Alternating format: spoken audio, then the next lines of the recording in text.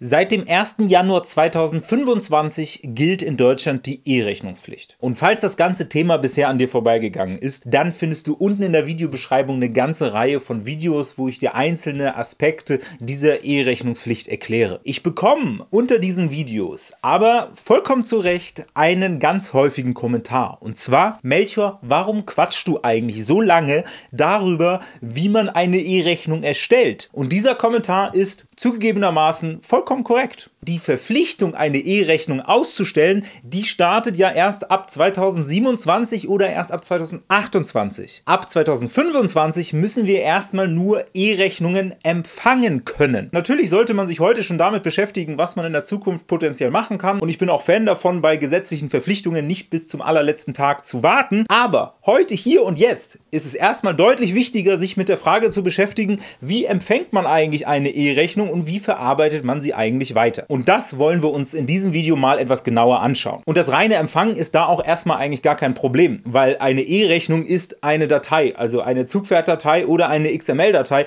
und die kannst du empfangen, wie man halt so Dateien empfangen kann. Also zum Beispiel als Anhang in einer E-Mail. Das heißt, du musst deinen Lieferanten und Dienstleistern einfach deine E-Mail-Adresse mitteilen, damit sie dir halt eine E-Rechnung schicken können. Das war's letztendlich. Es geht aber auch, dass dir E-Rechnungen einfach zur Verfügung gestellt werden. Also zum Beispiel in so einem Online-Portal, da findest du dann halt die E-Rechnung, die Zugpferddatei oder die XML-Datei, und dann kannst du sie da runterladen und dann sind sie dir damit auch zugestellt. Das heißt, das reine Zustellen, beziehungsweise auf deiner Seite das reine Empfangen der E-Rechnung, das ist erstmal überhaupt gar nicht problematisch. Problematisch wird es dann allerdings, zumindest zum Teil, bei der Weiterverarbeitung. Denn du kannst nicht alle E-Rechnungen ganz normal wie eine Datei öffnen und lesen. Da brauchst du ein zusätzliches Tool, um tatsächlich herauszufinden, was in dieser Datei eigentlich drinsteht. Und das ist natürlich zwingend notwendig, weil du diese Rechnungen ja auch bezahlen musst. Eine Rechnung ist ja nicht nur für die Buchhaltung da, sondern auch, damit deine Dienstleister und Lieferanten bezahlt werden. Und das schauen wir uns am besten einfach mal zusammen auf meinem Laptop an und gehen dann die einzelnen möglichen Formate durch.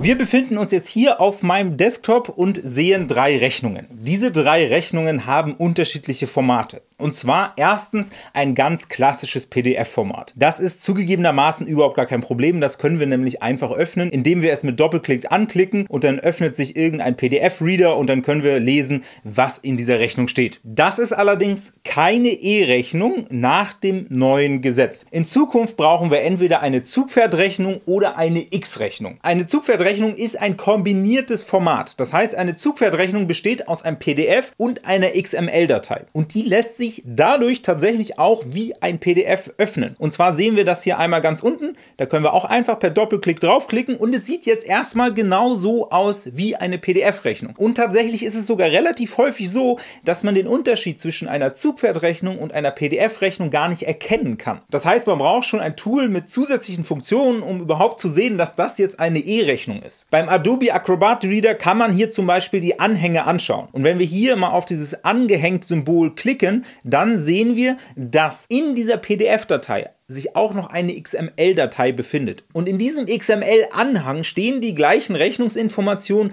wie in dem PDF. Das heißt, diese Rechnung besteht aus einer XML-Datei und einer PDF-Datei. Und das macht dieses Dokument zu einer Zugpferddatei. Die Weiterverarbeitung einer Zugpferddatei, also einer Zugpferdrechnung, ist entsprechend einfach. Du kannst sie nämlich einfach mit jedem PDF-Reader, den du dir nur ausdenken kannst, einfach öffnen und den PDF-Teil dieser Rechnung anschauen. Das ist also überhaupt gar kein Problem. Wenn du diese Rechnung jetzt aber in ein Buchhaltungsprogramm hochlädst, dann wird sich dieses Buchhaltungsprogramm nicht den PDF-Teil anschauen, sondern halt den XML-Teil. Das ist der große Vorteil, dass jetzt die Software nicht mehr versuchen muss, optisch zu erkennen, was denn jetzt in dieser Rechnung steht, sondern die Rechnungsinformationen direkt aus diesem XML-Teil herauslesen kann. Und das führt dazu, dass einfach die Rechnungsinhalte deutlich zuverlässiger erkannt werden, und durch die zuverlässigere Erkennung der Inhalte der Rechnung kann man hoffentlich die Buchhaltung weiter automatisieren, weil es da einfach keine Interpretationsspielräume mehr gibt,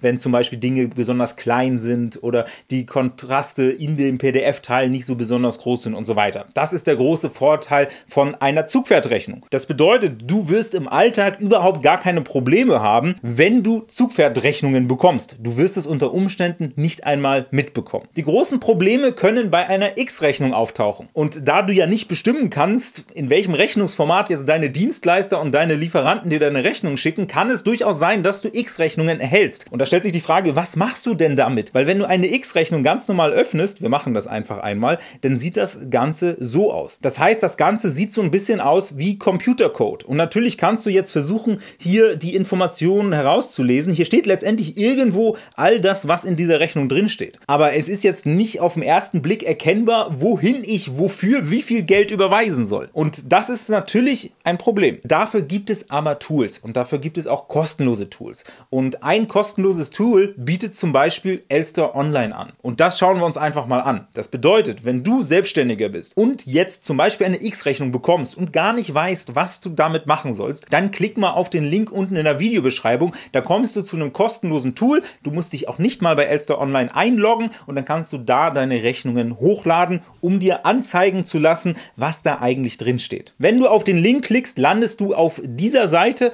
und hier oben steht E-Rechnung visualisieren und hier kannst du jetzt ganz einfach eine Datei hochladen und das mache ich einfach einmal. Hier ist die Rechnung RE25 XML, das heißt, das ist die X-Rechnung, die wir uns eben schon einmal angeschaut haben und ich kann sie jetzt einmal hier hochladen und dann werden mir die Rechnungsinformationen einfach visuell dargestellt. Und da sehe ich jetzt, wer hat mir eigentlich die Rechnung gestellt. Wenn ich runter scroll, dann sehe ich, wofür wurde diese Rechnung eigentlich ausgestellt, wie viel Umsatzsteuer wurde ausgewiesen, was sind die Zahlungsbedingungen, wohin soll ich eigentlich bezahlen, wofür wurde eigentlich abgerechnet und so weiter. Das heißt, ich sehe jetzt relativ zügig eigentlich, wofür war die Rechnung eigentlich und so weiter und kann jetzt natürlich diese Informationen zum Beispiel ja, in den Überweisungsauftrag in meinem Online-Banking reinkopieren und dann einfach diese Überweisung ausführen. Das bedeutet, eine X-Rechnung ist grundsätzlich auch erstmal gar kein Problem. Ich weiß aber, dass die meisten von euch sowieso nicht im luftleeren Raum arbeiten und einfach nur eine E-Mail-Adresse und ein Bankkonto haben, sondern die meisten von euch haben ja sowieso ein Buchhaltungsprogramm. Und wenn du ein Buchhaltungsprogramm hast, das was auf sich hält, dann hat es eine E-Rechnungsfunktion und dann kannst du diese XML-Datei, das heißt die X-Rechnung, einfach in der Buchhaltungsprogramm hochladen, wie du jede andere Rechnung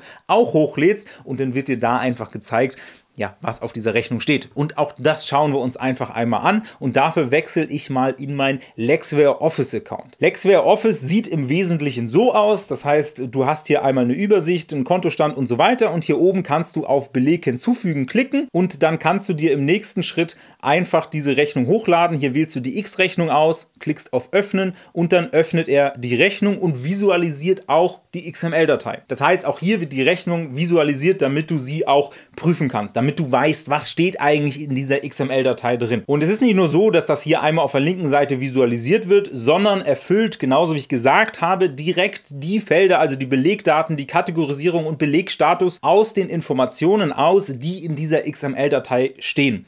Und das führt dazu, dass Buchhaltung in Zukunft einfach nochmal schneller geht, weil die Software jetzt nicht mehr interpretieren muss, wer ist denn jetzt Rechnungsersteller und wer ist Rechnungsempfänger und so weiter, sondern weil es direkt ausgelesen werden kann.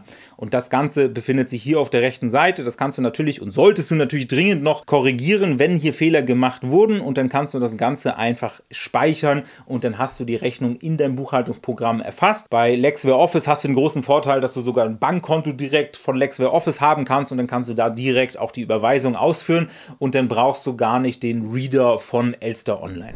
Zusammengefasst kann man also sagen, die Änderungen ab dem Januar 2025 sind gar nicht so groß. Erstens gibt es noch keine Verpflichtung, E-Rechnung auszustellen und damit auch nicht für deine Lieferanten und deine Dienstleister. Das heißt, du bekommst jetzt nicht nur ausschließlich E-Rechnung, sondern kannst nach wie vor Rechnungen in anderen Formaten bekommen. Und du hast auch erstmal noch gar keine Probleme, wenn du zum Beispiel eine PDF-Rechnung bekommst. Und du wirst auch in Zukunft überhaupt gar keine Probleme haben und musst überhaupt nichts umstellen, wenn du zum Beispiel eine Zugpferderechnung bekommst, weil du die ganz normal wie eine PDF-Datei weiterverarbeiten kannst. Wenn du jetzt eine X-Rechnung bekommst, dann empfehle ich dir entweder so ein Buchhaltungsprogramm, ich verlinke dir ein paar Empfehlungen mal unten in der Videobeschreibung, oder du nutzt einfach dieses kostenlose Angebot von Elster Online. Bei Elster Online kannst du dir auch sicher sein, dass diese Daten aus deinen Rechnungen jetzt nicht für kommerzielle Zwecke irgendwie verwendet werden, weil Elster Online ist die Seite des Finanzamtes und die haben kein Interesse daran, jetzt noch so ein Nebenbusiness in Sachen Datenhandel aufzubauen, sondern die wollen einfach, dass du deine Steuern vernünftig machst und deine Steuern zahlst. Das ist das einzige Interesse vom Finanzamt. Das heißt, ich persönlich empfehle diesen Reader von Elster Online, zumindest wenn du kein professionelles Buchhaltungsprogramm hast. Hast du noch Fragen zur Verarbeitung von E-Rechnungen, zum Empfang von E-Rechnungen, vielleicht auch zum Thema Ausstellen von E-Rechnungen,